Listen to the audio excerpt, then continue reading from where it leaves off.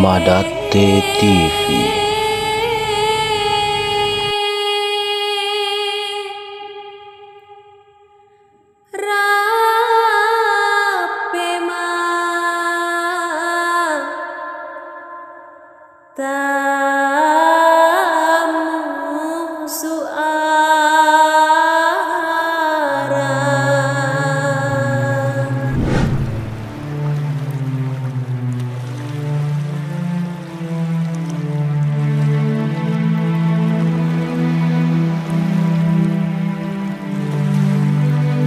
Terima kasih karena masih tetap setia bersama Madate TV, channel kesayangan kita semua.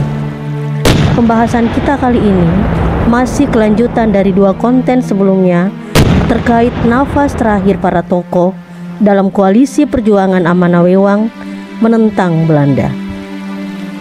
Tapi sebelum kita lanjut, ada baiknya teman-teman untuk selalu mendukung channel ini dengan memberi like, komen, share, dan subscribe agar Madate TV semakin berkembang. Sejalan dengan topik konten kita perihal nafas terakhir para tokoh dalam koalisi perjuangan Amanah Wewang, kita akan memulai pembahasan dengan memberi sedikit gambaran tentang Benteng Galung Arolang, bahwa hampir semua bukit di sekeliling Butu Benteng Arolang bertebing terjal dan sangat sulit dilalui. Dalam catatan sejarah disebutkan bahwa pintu masuk dari arah depan benteng terdapat kali yang memiliki pintu yang bisa diangkat untuk menutup akses masuk. Dan memang Sungai Pambowang melengkung di sisi depan Benteng Galung. Diriwayatkan dari sekian benteng dan pos perkubuan pasukan Amanah Wewang, diakui bahwa Benteng Galung Butu Paung Arolang adalah benteng pertahanan yang paling kuat dan strategis. Selain dikenal dengan medannya yang sulit, bentangan alam Benteng Galung juga mendukung akses tersembunyi untuk menjangkau kawasan pedalaman yang merupakan kantong penyokong perlawanan, sebut saja wilayah Alu hingga Tukbi dan wilayah Ulunasalu. Juga tak kalah penting, jalur aman pasokan makanan dari wilayah Sendana. Olehnya, pasukan Amanah Wewang menjadikan Benteng Galung sebagai pusat perkubuan mereka, sekaligus gudang senjata dan tempat menimbun persediaan makanan. Kemudian, di puncak Butu Benteng terdapat batu besar memanjang layaknya tembok yang panjangnya kira-kira 6-8 meter di sepanjang bibir tebingnya. Bila kita turun memutar, ada hamparan landai tepat di bawahnya yang langsung berhadapan dengan jurang.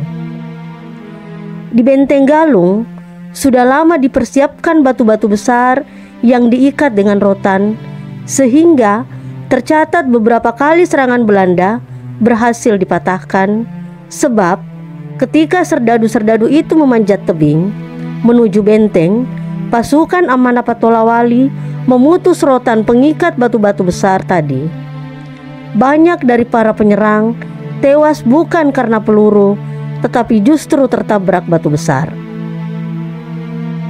Nanti, setelah Belanda mendapat informasi dari seorang pengkhianat tentang jalan rahasia melalui Timbo Gading, barulah Belanda berhasil menembus Benteng Galung. Dikisahkan bahwa pada tanggal 6 Juni 1906, di saat para pasukan yang dikoordinir Amanah Patolawali Maradia Malolo, Kerajaan Banggai, Pambowang dan Alu sedang beristirahat di perkubuannya di Benteng Galung, serangan mendadak dan dahsyat dilakukan Belanda melalui jalur belakang. Pasukan Belanda menggempur Benteng Galung dengan mengerahkan kekuatan besar. Di hari naas itu, Kacok Puang Amanai Patolawali gugur sebagai seorang kesatria. Terekam dengan jelas dalam memori masyarakat Mandar bahwa Amanah Patolawali yang kebal peluru dan senjata tajam terpaksa dibunuh dengan cara seluruh persendian tubuhnya dipatahkan hingga tak berdaya. Disebutkan pada penyerangan itu beberapa pemimpin pasukan Mandar terbunuh dan sebagian berhasil ditangkap. Situasi kalut atas serangan tak terduga tersebut digambarkan bahwa sewaktu pasukan Amanah Patolawali terdesak, beberapa orang memilih melompat dari tebing gunung. Pada hamparan landai di Benteng Galung terdapat batu berbentuk pipi persegi 4 menancap berdiri layaknya batu nisan dengan tinggi kurang lebih 1 meter dan lebar 60 cm. Konon, batu tersebut dijadikan sebagai landasan leher para pejuang yang kebal. Dengan posisi terbaring, leher mereka dipatah. Menurut keterangan kakek Hakdeng, warga desa Beteng, salah seorang pejuang yang lehernya dipatahkan di batu tadi, salah satunya adalah kakeknya yang biasa dipanggil Kandek Golo. Nama Kandek Golo ini diambil dari proses penyiksaan sebelum kematian beliau. Almarhum Kandek Golo disiksa karena kebal sampai kedua bola matanya dicungkil, lalu kemudian kepalanya dipatahkan di batu itu. Masih penuturan dari kakek Hakdeng, disebutkan bahwa korban terbanyak dari perang di Benteng Galung adalah warga Arolang. Hal itu pula sehingga sampai hari ini warga Arolang selalu mengenang dengan bangga peristiwa peperangan di Benteng Galung. Kakek Hakdeng melanjutkan bahwa ada penggalan syair yang konon sempat dilantungkan oleh Amanah Patolawali di Benteng Arolang yang berbunyi, "Dota nala di Mateu daripada nala di Tuau, apa napewatuara." Kemudian tokoh lain yang berperan sangat penting dalam koalisi perjuangan Amanah Wewang adalah Itanre Dainna Iwaeda Marakdia Kamande. Beliau terlibat aktif dalam serangkaian konfrontasi dengan pasukan Belanda hingga pada penyerangan ke Tangsi Belanda pada tanggal 5 April 1905 di Kampung Camba Majene.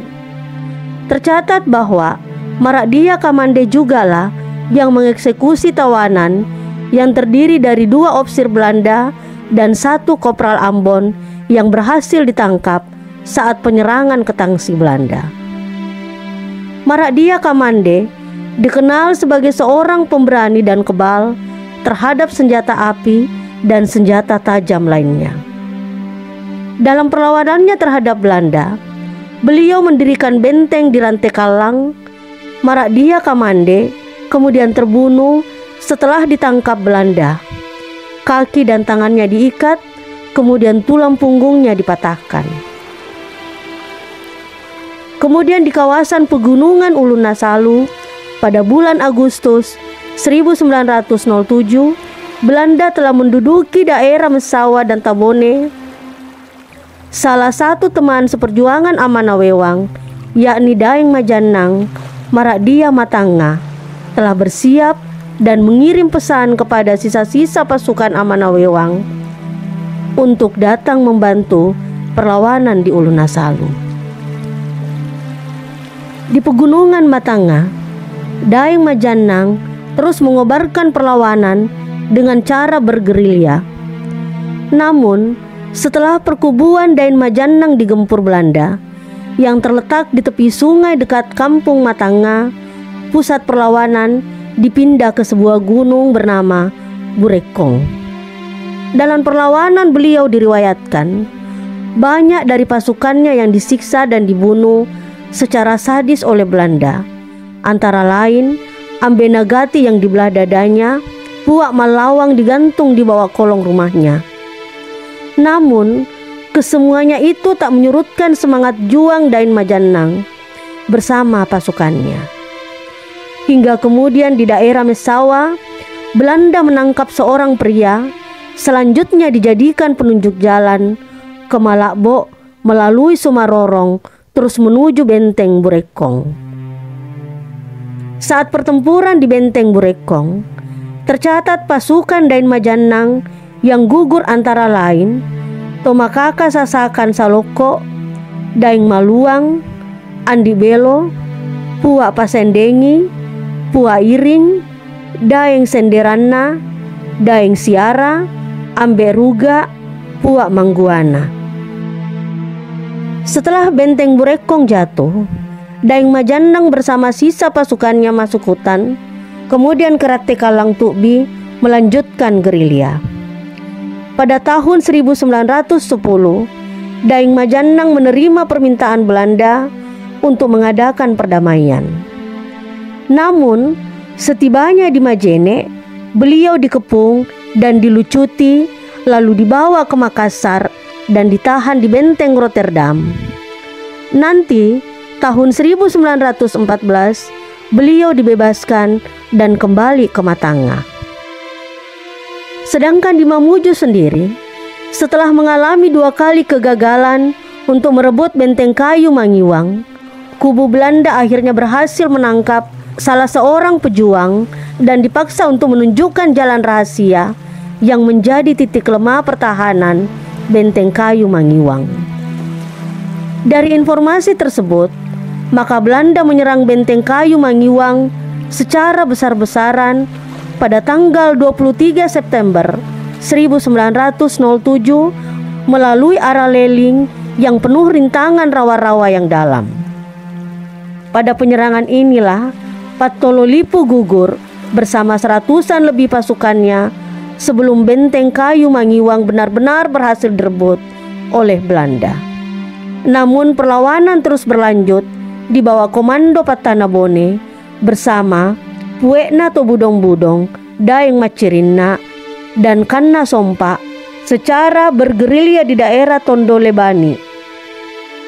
Namun Patanabone dan Daeng Macirinna akhirnya menyerahkan diri lantaran tak sanggup melihat keluarganya yang terus diancam dan diteror oleh Belanda dan kaki tangannya.